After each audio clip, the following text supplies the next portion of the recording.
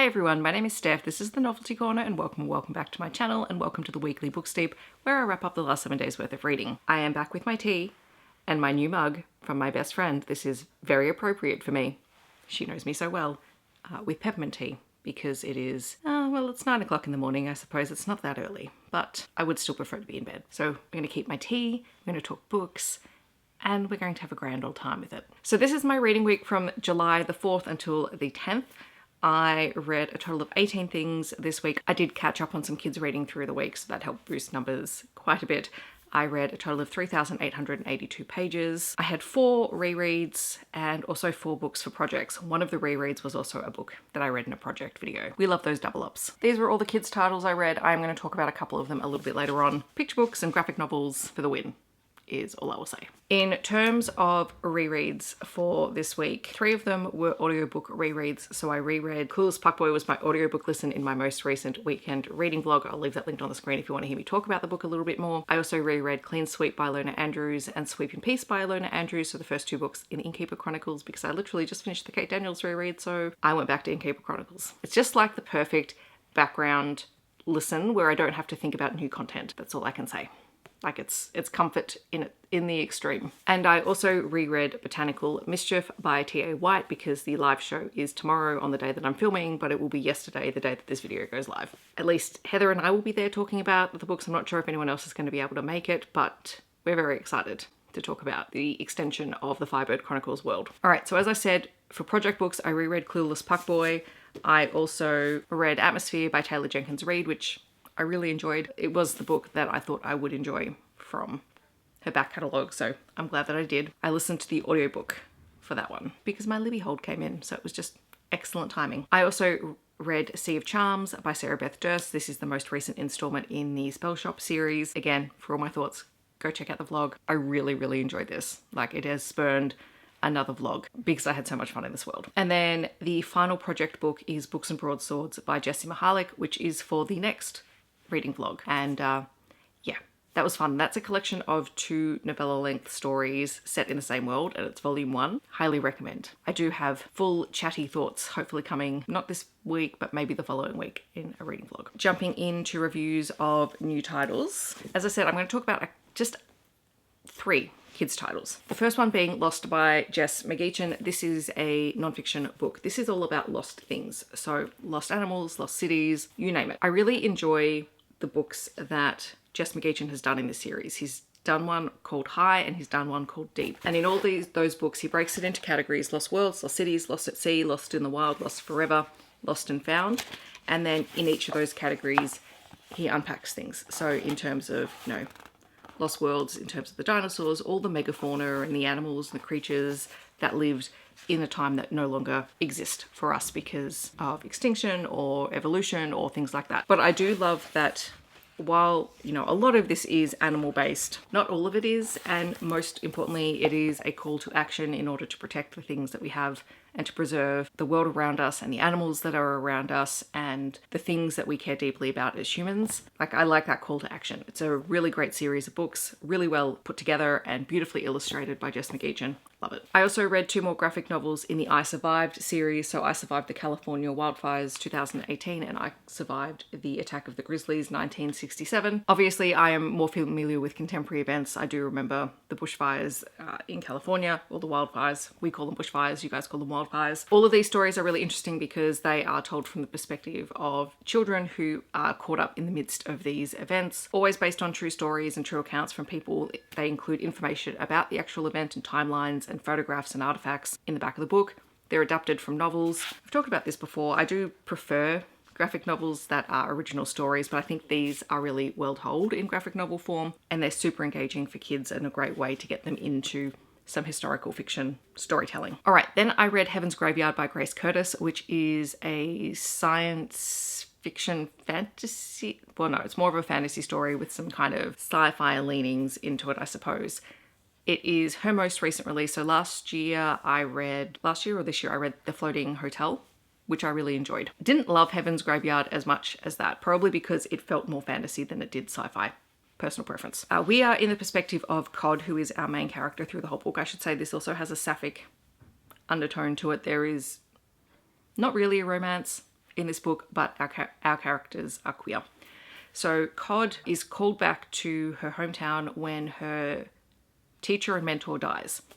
She doesn't know that he's died when she returns. She gets back to the place where he works at a university and discovers that he has died.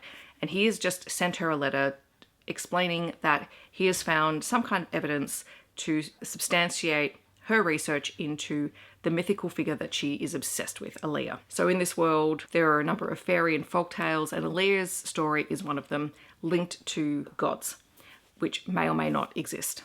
And Cod is determined to prove that Aaliyah was a real person and that the magic and the history that she had with the gods was true. And it's through the death of her mentor and looking through his things and then finding out what he was working on and seeing a site where he had discovered a number of artifacts that things get complicated and messy, and she becomes a conduit for one of these gods that maybe used to exist as and now exists purely as an idol. And this all gets complicated because there's a lot of political unrest in this world and there's an uprising. There's also players behind the scenes who are maneuvering things.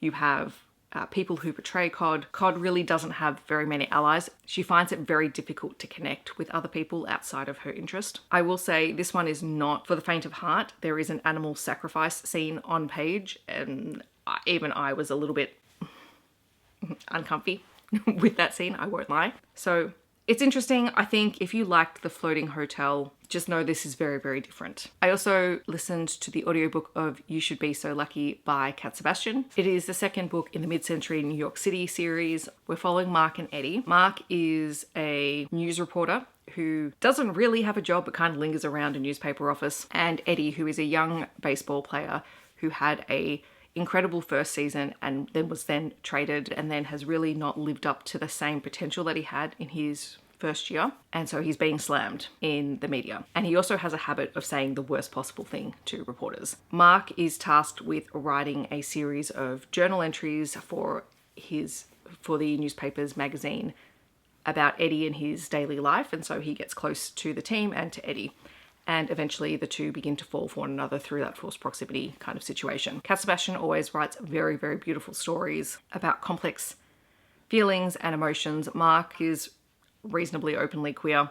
He lived with a partner who tried very much to kind of keep their relationship on the down low, and his partner passed away. And he's still reeling from the loss of that and the loss of that connection to his partner. And Eddie is still just kind of figuring himself out, but knows that he really likes Mark and is kind of willing to take the risks of what that relationship would look like if anyone else found out about it. Whereas Mark is a little bit more hesitant because he doesn't know, he kind of figures he knows how that story is going to go. At its core though, it is about two men who are incredibly lonely and isolated by circumstance, by their career path and choice, and about finding connection with someone, which was just, that story was gorgeously told. And I think that's highly relatable to most people, is feeling like you just don't have another person there to support you. Actually, we've got another, this was a week of audiobooks, friends. I told you this is where my brain is at the moment. I listened to the audiobook of Snake Eater by T. Kingfisher. I just highly enjoy T. Kingfisher's writing. At this point in time, they could write whatever and I would probably pick it up. Snake Eater is about Selena, who is escaping a terrible relationship, and she ends up going to try and visit her aunt after the passing of her mother, only to discover that her aunt has passed away. And she ends up in this very, very small isolated desert town where everyone is very welcoming to her, and she has no money, she has nowhere to stay, but they're like, you know what, your aunt's house is there, you can go stay at your aunt's place, and they're very helpful and accommodating. And despite feeling a little bit unmoored by the entire situation, eventually Selena, she gets to know some of the townspeople a little bit more, the people that were close to her aunt, and she begins to feel like this place is home. However, strange things keep happening, and there are some local myths about small gods that just kind of keep creeping in, including one about the Roadrunner, the aforementioned Snake Eater. And while I think this book was probably marketed as horror, it is very much kind of fantasy magical realism coded with some horror elements just in terms of creep factor as opposed to actual outright scary, which is why I like T. Kingfisher, because it tends to be more creepy than terrifying, which is helpful for me because I have a very overactive imagination at times. Selena uncovers the relationship that her aunt had with Snake Eater and then that becomes really complicated because she is a descendant of her aunt. It's up to Selena and her aunt's best friend, Grandma Billy, and Father Agire, who is a very unconventional Catholic priest, to figure out what's going on. And also Selena has the most gorgeous Labrador copper, who is just precious and very helpful towards the end of this book. And then the last book that I read, which I do own a physical copy of, but I was listening to the audiobook, is Go Luck Yourself by Sara Raasch, which is the second book in the Royals and Romance series. So this follows directly on from The Nightmare Before Christmas, in which Chris, who is the brother of Cole from the first book, is at college in Cambridge and finds himself warring over a study room with this unknown guy. And then when he goes home, he finds out that someone has been siphoning off joy from Christmas. Meanwhile, Christmas is still trying to repay everyone else for the missing joy that Cole and Chris's father had stolen from everyone else from all the other holidays. And so Chris comes up with the idea of being Christmas's ambassador to St. Patrick's Day because they believe St. Patrick's Day is the one siphoning off their joy. Before he gets there, he discovers that the guy that he's feuding with at Cambridge is the Prince of St. Patrick's Day. His name is Lachlan. So Chris goes and is there to try and make peace and to try and figure out who is stealing Christmas's joy. He ends up falling for Lachlan. It's all very complicated. If I say any more, I will 100% spoil the story, but it is very much animosity to lovers, hate to love kind of story. It's kind of fun because Chris is very much an artist at heart. He's a writer, but he's found that he's stifled a lot of that creativity. Lachlan is an artist. He paints beautiful paintings, and both of them have been isolated by their circumstances. And Chris in particular is not only dealing with feeling isolated, he's dealing with feelings of abandonment that he's never really dealt with from his mother. Isolation because he feels like he has to take everything on alone, and also he basically had the joy of his writing ripped from him by some very callous professors at school. Towards the end, I got a little bit teary because there's a lot of things in there that are really relatable when you're feeling overwhelmed and feeling like everything around you is just going to hell in a handbasket. Really fun book. I'm really glad that I finally picked this one up because it's been sitting there for a while for me to read. In terms of things that are coming up this week, for my project video, I have The Night and the Moth and The Faraway Inn, Rachel Villig, Sarah Beth Durst, and aside from that, I don't really have any other big plans, so we'll hopefully get to these, but I may just get to one of them. I don't know, we'll see. But I guess that's it from me this week. In the comments, I'd love to know, have you read any of the books that I've talked about today? Feel free to chat to me about them down below. Remember, if you want to hear all my thoughts on some of my project reads, feel free to go and check out the weekend reading vlog, and stay tuned for the fantasy romance romantasy whatever I'm going to call that reading vlog. I don't know. I'll figure something out at some point. If you just want to let me know that you're here, but you don't leave a comment, feel free to leave a 4-leaf clover emoji. Otherwise, I hope that wherever you're on the world, you're staying safe and healthy, and I'll see you in my next video. Thanks so much for watching. Bye, everyone.